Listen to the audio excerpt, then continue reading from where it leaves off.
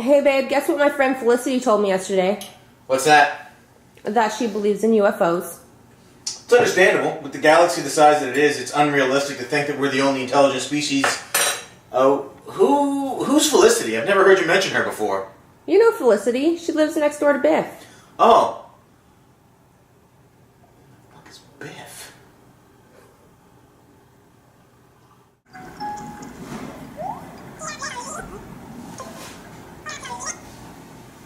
See you later, Felicity.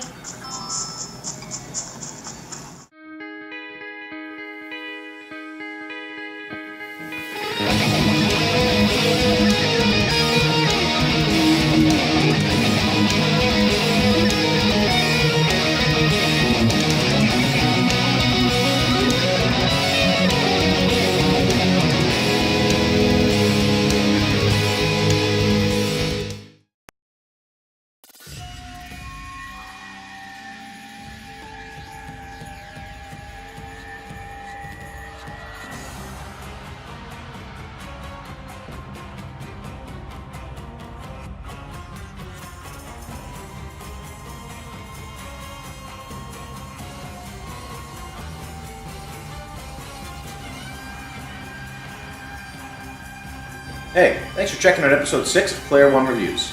As you know, normally I cover one game at a time. However, today I'm going to review two. The first of which is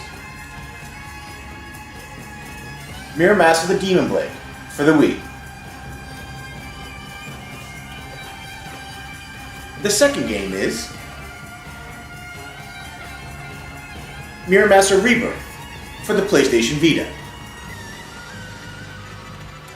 Let's take a look. Muramasa the Demon Blade and Muramasa Rebirth are actually the same game, just separated by 4 years and different platforms. The game was developed by Vanillaware, who you may know are also the company behind the eagerly anticipated PS3 and Vita action RPG Dragon's Crown. So after having success on the Wii, owners of the Vita were lucky enough to have this port come to them during a slow time in software releases. Having already owned the Wii version, I knew how amazing this title was, and because of the fact that I am loving the handheld market lately, I decided to pick up the Vita version. In Muramasa, you have the option of playing as either Kasuki, a rogue ninja with amnesia who's trying to fill the holes in his memory, or as Momohime, a princess whose body has been stolen by an evil spirit known as Jinkuro. You'll actually end up playing both stories as they take different paths throughout ancient Japan. The game is named after a mythical Japanese blacksmith who was known for making swords that thirsted for blood once drawn from their sheath. Muramasa is labeled an action RPG, but in all honesty, the story is more of a nice backdrop to the gameplay, and you won't find yourself getting too attached to the characters or engrossed in their plight. Muramasa feels more like a Metroidvania-style game, and it plays beautifully. The controls are quick and responsive. The combat isn't bogged down with confusing combos, and it also isn't so simple that you'll be able to face roll through the boss fights.